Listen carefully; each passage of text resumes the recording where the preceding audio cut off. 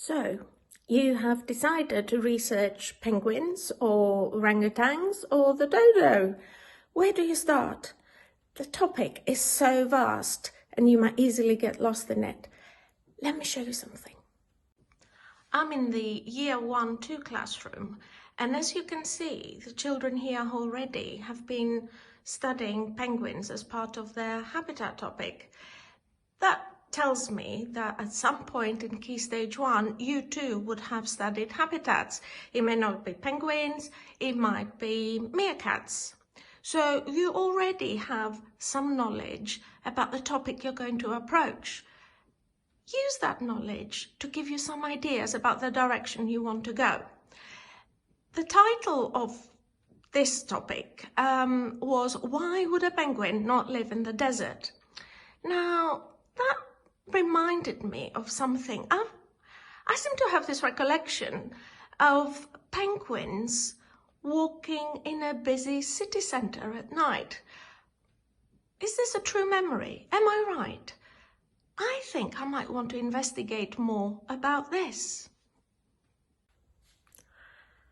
You've gathered some ideas, you checked your prior knowledge, you jotted down some questions. Now, the next step would normally be to either go to a library and select some books, or go to a bookshop. Might want to buy a book about penguins or whatever you're interested in. Now, unfortunately, we can't do this anymore, or at least for the next few weeks. So, what's the best alternative? Have a look in your own bookcase. Have a look through your books, because you never know. You may have some information there already. I had a quick look through the books we have here. I found this one. And I found this one. Now, I got these from Mrs. Ellis, so they're not Key Stage 2 books, but they still give me some information about what I want to find out. So don't be disheartened if the books you've got at home might belong to your little brother or sister, or they might be too young for you, or that's what you think. As long as they are non-fiction books, they will have some information that you will find useful. Information knows no age, it's just the way it is presented. So have a quick look and see what ideas you can pick out. Use your retrieval skills. Look through the contents table. Look at the headings and subheadings to see if there's anything interesting there for you. And if you don't have enough, there's a next step. So I'm going to use online research and see how this is going to help me with my topic. Now, I will be researching penguins, but of course whatever I say today applies to any topic you choose to research. So I'm going to put the word penguin and see what the search engine finds. Okay, so the most popular entry here is Wikipedia, which is a well-known webpage. Let's have a look. Penguins are a group of aquatic flightless birds. They live almost exclusively in the southern hemisphere with only one species, the Galapagos penguin, found north of the equator. Highly adapted for life in the water, penguins have counter-shaded dark and white plumage and flippers for swimming. Most penguins feed on krill, fish, squid and other forms of sea life, which they catch while swimming underwater. They spend roughly half their lives on land, the other half in the sea. Now, interesting as this may be, I don't think it's very useful for my research. It's too general. The other problem with Wikipedia is that, yes, on the one hand, it is free for everybody, but it also means that absolutely everybody and anybody could add text to this entry. Now, this anybody could be a penguin expert, or it could be someone like you and me who is perhaps a little bit bored during lockdown and is up to mischief. They could put an entry in that says, oh, penguins fly from the Antarctic to the Arctic for the summer months. Now, this is ridiculous, but by the time the people who check facts on Wikipedia find this silly bit of information, it might be too late. You may have seen it, not paid too much attention, and used it in your writing. So this is not very helpful. What Wikipedia, though, does really, really well is the way it is structured. Now, it is structured like any non-fiction text we may have seen at school. It has very good titles, headings and subheadings. There is a table of contents, very clear paragraphs that deal with a separate piece of information, a very good table with pictures and captions, graphs, and right at the bottom is something you're not really going to need at this stage, but as you get older you might need to use, is a list of references. Now, references is a list of the places where you got the information you're using in your text. This is useful later on when you need to find more sources. You can use the references they have used to do more research, but you're not going to need it at this stage. Let's see what I would use Wikipedia for.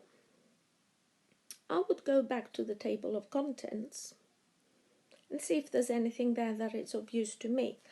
Etymology, not really.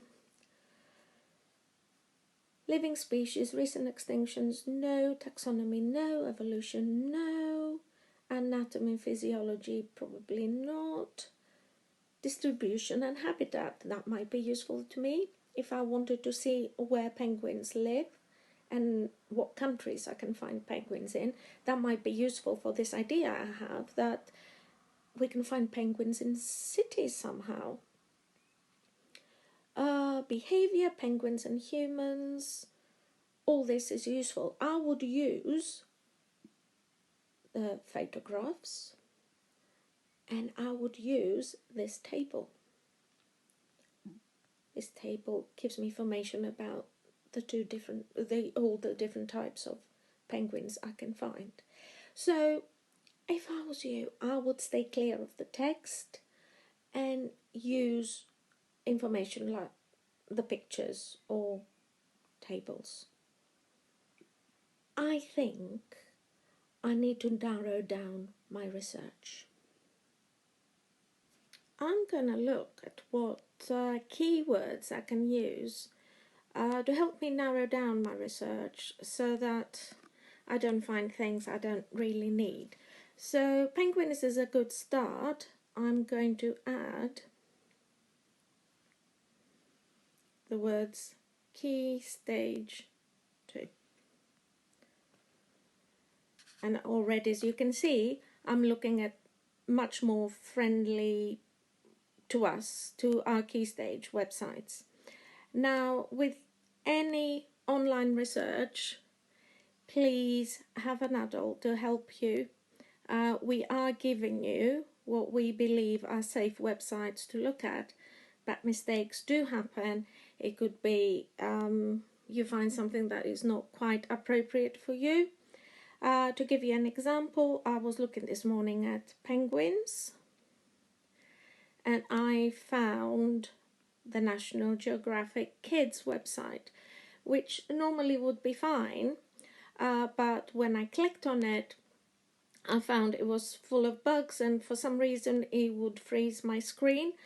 I think the problem with it is very popular. A lot of people go on it, and it tends to crash. So even though it is quite a safe website, I would not recommend it for you at the moment. It could be it gets better later on. But there's plenty of others to choose from. So let's have a look. The most popular at the top is Fun Penguin Facts for Kids. And we'll see if this works. There you go. Plenty of ideas here for you with facts. Obviously, this is an American website. That's why you see the words grade instead of years next to it. So, a nice place to start from, but I think we can do better.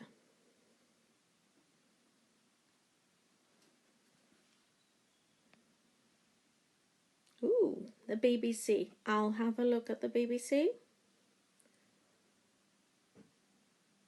Science Key Stage 1, Key Stage 2. Now the word teach there shows me that this section is for teachers, but there is nothing stopping you having a good look.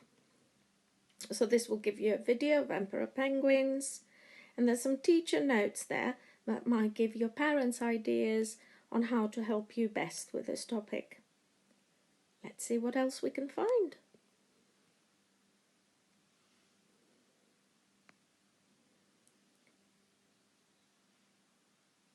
I'll have a look at this one, DK Find Out. Now, DK stands for Dorling Kindersley, which is a company I know quite well because I have a lot of books that come from them, and they are well known for producing books with beautiful pictures, clear, concise text, and a very good layout. So I would recommend this one to you. Nice text, dark graphs. You can even listen to a king penguin.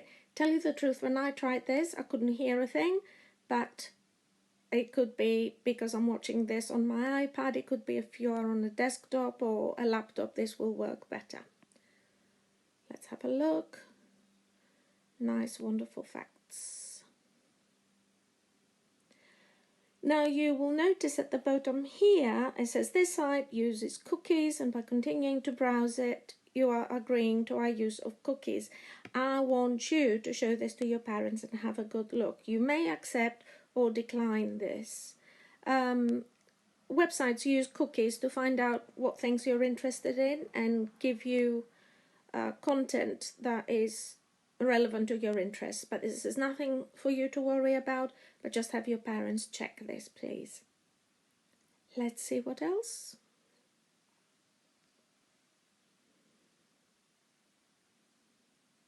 I can look at some videos. I can look at videos from BBC Earth or Walt Disney.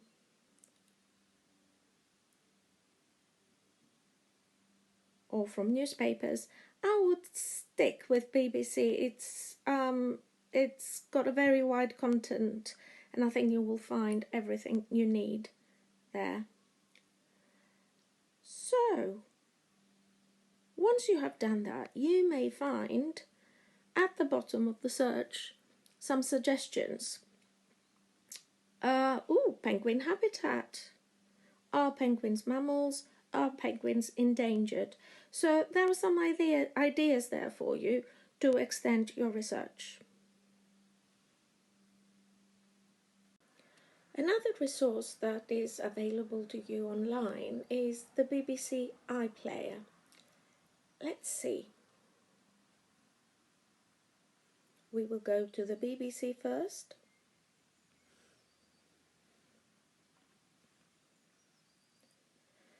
And as you can see over here, there's a section that says iPlayer. Now, iPlayer is the BBC's own library. It is a library not made up of books, but all the programs that the BBC offers. In order to access iPlayer, you will need to log in. This is something your parents can do. All it takes is giving your email address, and you have access to a wonderful world of information. I will research my usual penguins.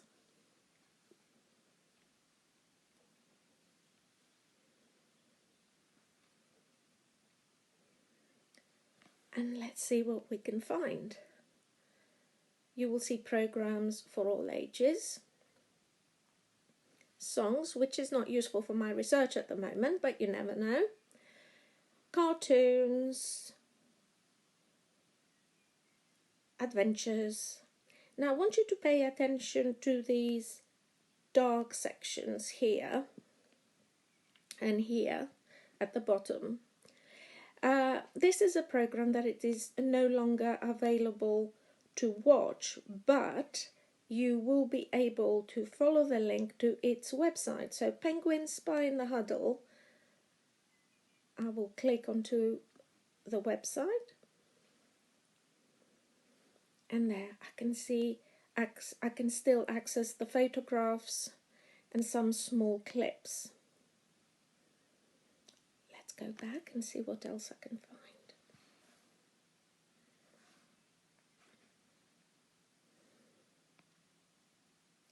There's more. Oh, my favorite, Frozen Planet. So I will click on the link of this one. And there is episode 5 of Frozen Planet, Winter, that I can download to watch later if I want, or I can watch right now.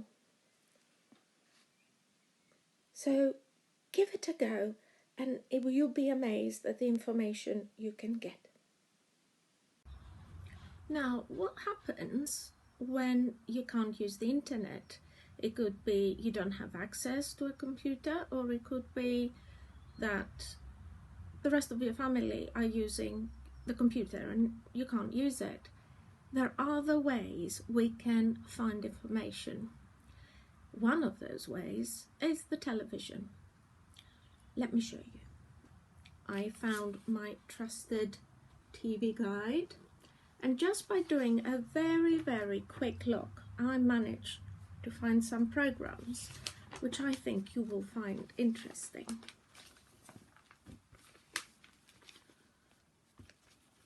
On Sunday the 26th, primates.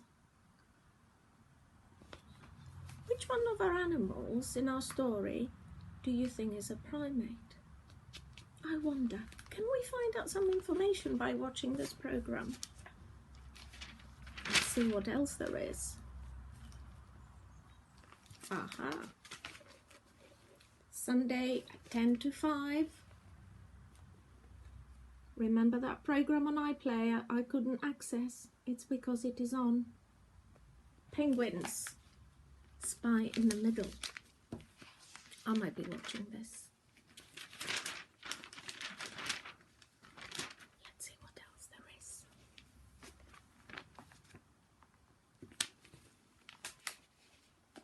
Wednesday. The Lake District, A Wild Year. There might be something interesting there about animals as they emerge from the winter into the springtime, how their habitat changes.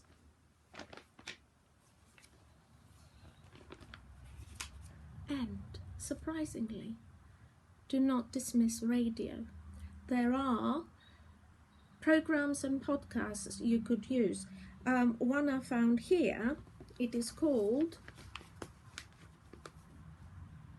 10 Years to Save the Planet, and it's aimed at younger people, perhaps a little bit older than you, but it might make for an interesting listening.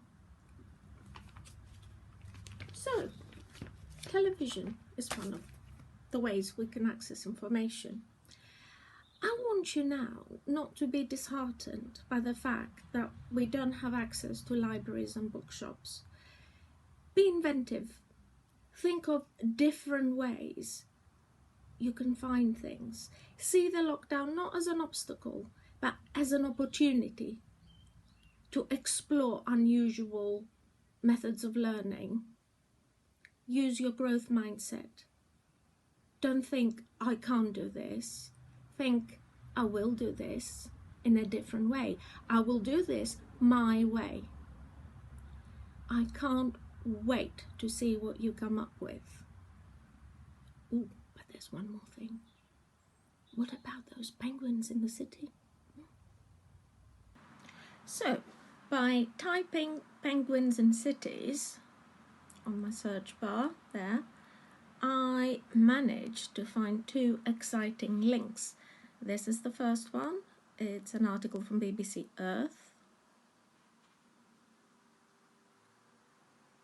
which shows that I was right. I was right. There they are. I'm sorry to have to stop it here. You will have to research it yourselves. I love it when I'm right. Have fun with your research.